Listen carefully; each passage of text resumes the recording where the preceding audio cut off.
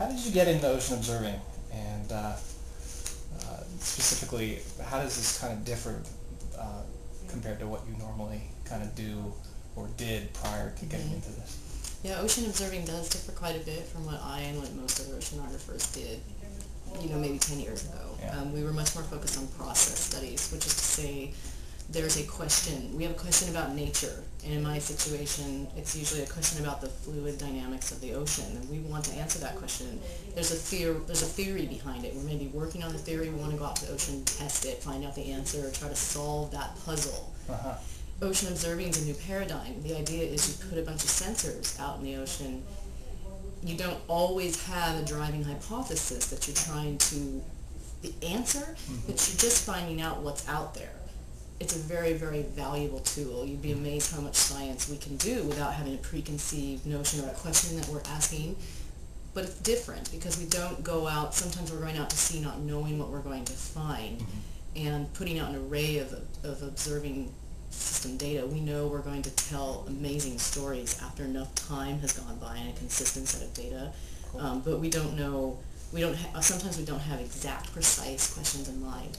So that's a shift for us intellectually as scientists. It's a really big shift, and that's a shift for our careers too, because the papers we write have a different focus than what we had before, and there's a different, we need the whole field, both academic researchers and sort of professional researchers, has to adjust their level of expectations for our careers because of those differences. But I got into ocean observing, science, at least oceanography, is a very collegial endeavor. We don't do work on our own.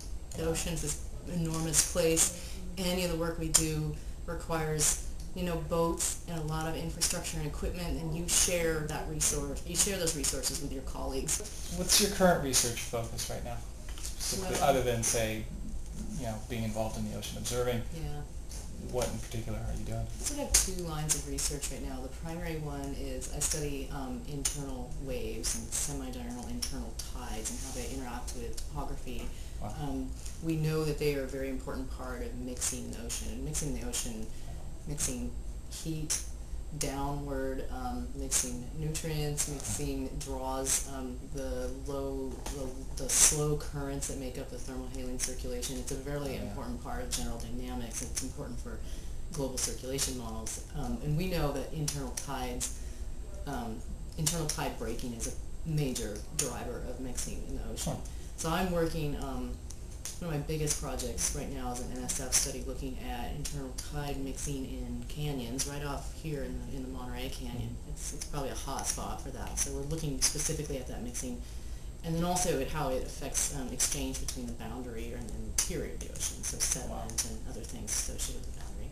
That's my main focus. But I'm also interested in general coastal dynamics with a specific interest in how nutrients get to the coast. The shelf, both the subsurface and the surface. Yeah.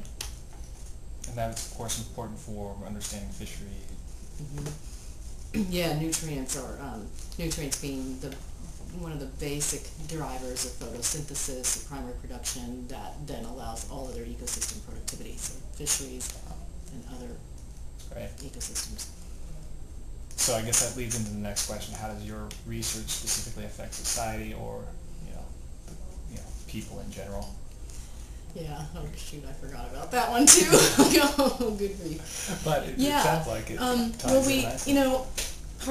lot of our observing work is focused on these coastal dynamics. This is an upwelling zone, and upwelling is a big thing because it brings nutrients from deep water up to the shallow water of the coast. If we didn't have upwelling, we would have much lower nutrients and much lower primary production, and the fisheries are directly dependent on the primary production of the ocean, as are other populations, bird populations, many fish that are not part of the fishery. So the whole ecosystem is dependent on these processes, and we study that, and it's interesting to us. But the coastal observing system network is getting ramped up to the point where we'll hopefully be able to also get a sense of the impact of terrestrial sources of nutrients. A big one being nitrate and phosphate, ammonium in some cases.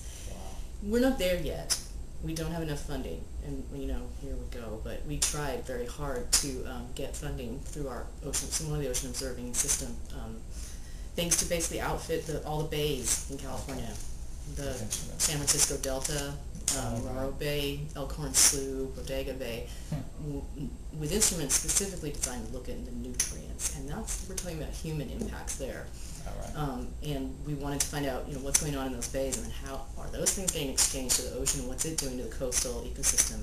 But we were not funded to do that. But that really, to me, seems like extremely important work that needs to get done. Yeah. So that's, wow. So how humans affect the coastal ecosystem is a lot of what eventually this work will lead to.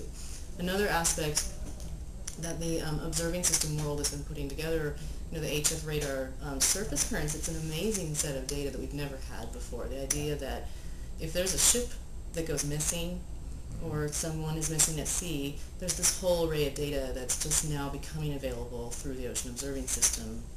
Yeah, it's awesome. Funding infrastructure, that we need more personnel to get from that data to a system that people can query to get answers. If someone fell off their sailboat, where might they be? We're not there yet because we don't have the infrastructure and people to sort of do that interface to get the data out to people who can use it.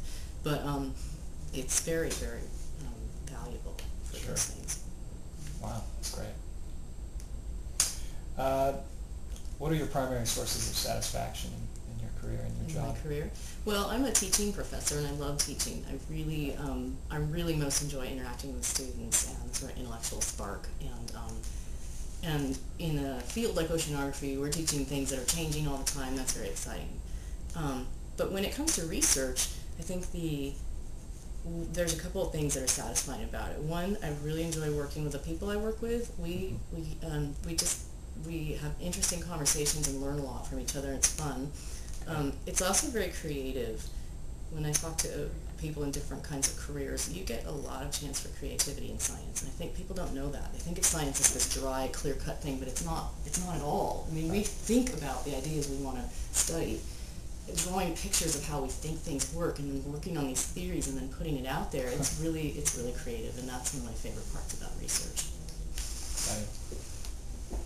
On the flip side, what are some frustrations that you might experience or have experienced in this career? In this career, well, it's the good side, the being creative and the excitement of it is also difficult sometimes because we all have to manage ourselves. We don't have bosses telling us what to do.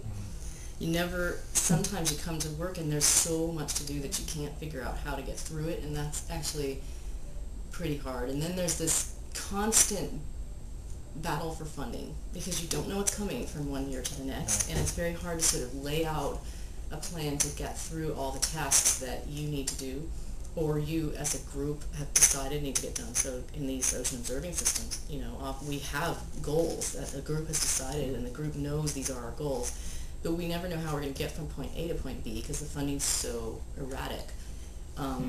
And in the individual researchers, whether they're at the faculty level or the technician level who sort of depend on the jobs, it's difficult psychologically not knowing for sure if they'll have a job from one year to the next. And I realize that many careers have that kind of instability, but I think that wears on people.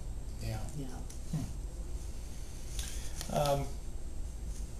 What obstacles did you encounter in terms of attaining this career? Getting through this career. Yeah. Graduate school is a tough one. I'm not sure, maybe a lot of people might not know this about science, but typically when you go into science like this, you can get funded to go to graduate school. So you're not paying out of pocket for your, typically if you get a PhD, you'll be in a program where you have a research assistantship fund, and you get salary, but not a lot. So you live at basically at poverty level for about 6 or 7 years. It takes quite a while to get a PhD. There are great things about that, but it's hard for some people to make that decision because it really slows you down financially. Yeah. It slows you down financially, and it also slows you down in terms of other things. Some people like to get married and have kids in their 20s. You can't do that on the, it's hard to do it on the graduate student sort of life. A lot of people do, but, that's an obstacle. I don't know. You make these choices. Gosh, what are some obstacles? After I finished my PhD, finding a long-term job is a big obstacle for people at my level. This is being a faculty is quite a bit different from being in the technician sort of working world of the ocean observing system. I think there's a lot more job opportunities at that level, but at the faculty level, you know, when I was applying for jobs, there might be 4 jobs around the country in any given year. So it took a couple of years to find a job, and that was an obstacle. I definitely thought about throwing in the towel more than once. Oh, really? Huh. Yeah. Very interesting. And finally, what are, speaking of jobs, I mean, you just kind of addressed this, but what do you foresee as being the future job prospects in either ocean observing sciences or in oceanography in general, or marine sciences? Yeah, I think that if the federal and state level push to keep these infrastructures going for the ocean observing system, if we continue with this, and I think society will do that, because I think people see the importance of understanding what's going on in the ocean's health and being able to make predictions, you know, to get to the level where we're almost like the weather service, to say what's coming down the pipe in the next couple of weeks and how that's going to affect your oyster farmers, the abalone farmers, the fishermen, the people who go to the beach, to the people who deal with pollutants and problems that not the coastal interface. As long as we keep that up, there's going to be a lot of jobs, not at the faculty level. We're not the people who do that work very well. What we need are the people who can be out there running the systems. So sort of technicians who are comfortable with chemistry and equipment and electronics to a certain point. So people who have those skills will be really important. And then the other massive sort of work task is people who can handle data and do the programming and the communication of that data. So those people need to be good with computers, good with thinking about large quantities of information, a certain amount of mathematical skill, and a decent writing ability, at least to be able to communicate that out to the people who need it. Wow. Well, that's encouraging, for sure. I want to thank you for I think it is. Thanks a lot. You're welcome.